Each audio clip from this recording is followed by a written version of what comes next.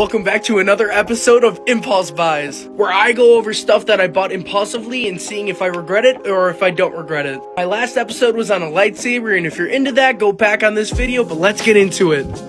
So the CRG9 is such an amazing monitor. It makes it look like there's two 27-inch monitors stacked together, making such an impressive display. This bad boy can run at 4K 120Hz, making any gaming experience so beautiful. One thing a lot of people say is the immersive experience is incredible, and I agree 100%. It feels like you're in the game. But that does come with the downside because this monitor is so huge, a lot of games don't support it.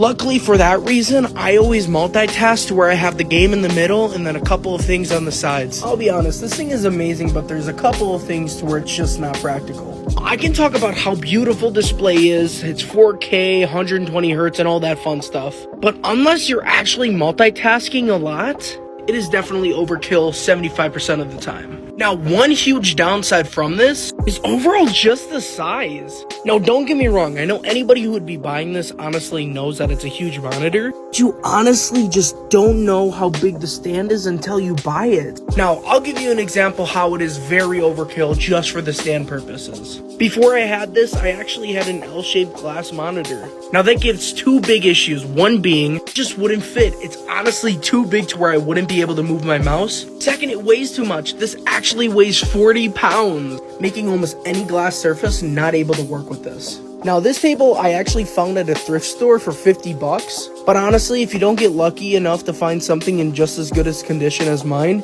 you're pretty much screwed. Don't even get me started on mounting, because I know that's what a lot of people are going to say.